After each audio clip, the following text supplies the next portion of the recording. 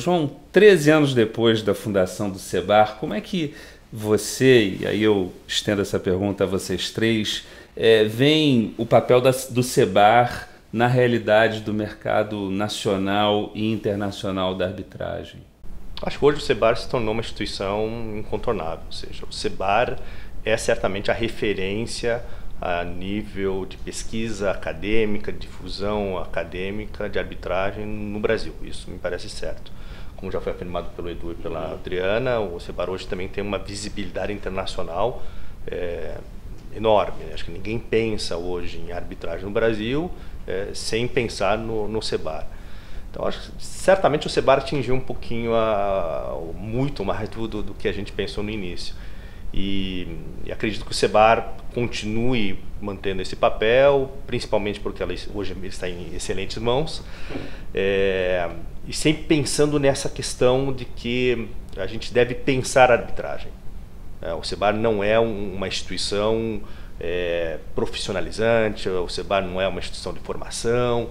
Eu acho que o Sebar é uma instituição de reflexão no que é arbitragem, e hoje talvez com essa perspectiva brasileira que a gente não tinha, obviamente, no início. A gente se amparava muito no direito comparado. Hoje o Sebar não. Hoje o Sebar, eu acho que pensa a arbitragem de uma forma brasileira. E aí eu acho que certamente é algo que a gente não imaginava que poderia acontecer em tão pouco tempo.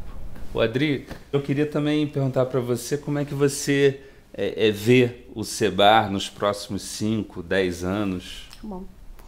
Bom, primeiro, falando um pouquinho da relação com o legislativo. Talvez um ponto também bastante importante que a gente atingiu, é curioso assim que até 2008 a gente tinha bastante importância para essa região, Minas, São Paulo, Rio, mas a gente era pouco conhecido em Brasília. E a gente decidiu ter o congresso, até 2008, 2009, o congresso pós-ICA, né, 2011, nós tínhamos em Brasília, que era a preocupação justamente de falar, nós precisamos estar lá, eles saberem quem é o Sebar, a credibilidade que o Sebar tem, a seriedade. E, paralelamente à organização do congresso, nós fomos convidados pelo Ministério da Justiça para fazer um acordo de opinião técnica. Para nós também foi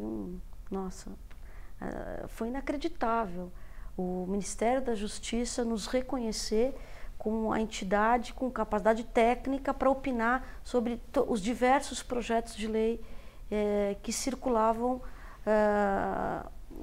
sobre o tema da arbitragem e mediação.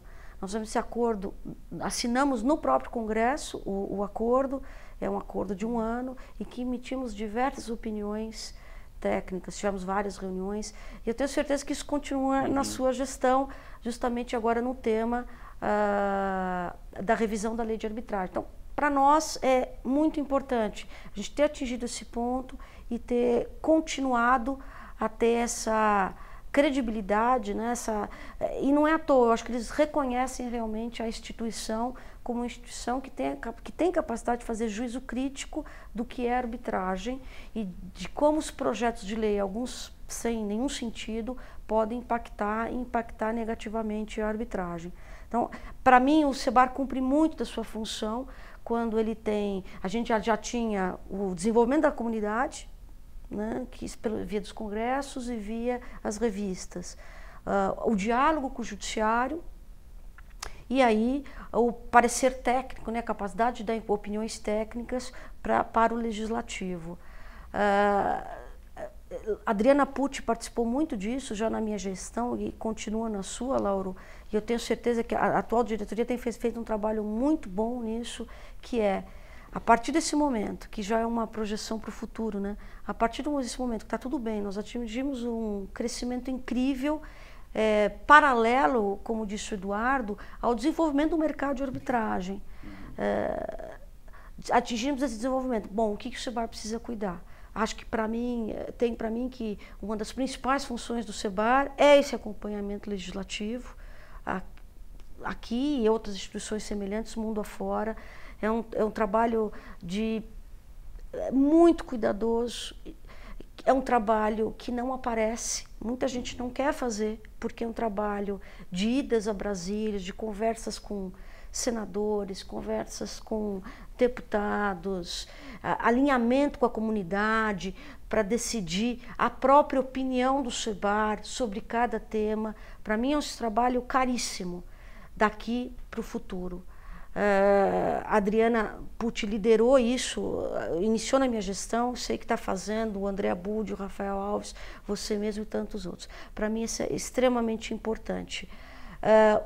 Acho que o futuro passa por a gente poder continuar a ser um celeiro de talentos. Nós éramos jovens, você era jovem também naquele momento, nós já somos média idade, mas a gente viu surgir ao longo desses anos, isso talvez também é uma coisa que tenha dado um prazer inigualável.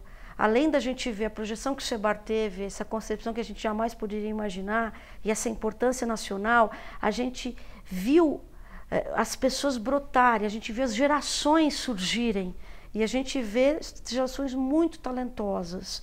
O que eu vejo para o futuro?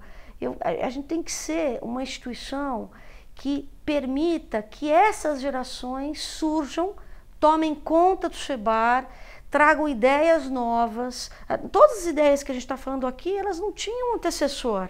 Foram ideias que foram surgindo, às vezes ideias muito ambiciosas de enfrentar um ICA que custou $1 milhão, sendo que a gente imaginava que ia custar $300 mil, num momento de crise.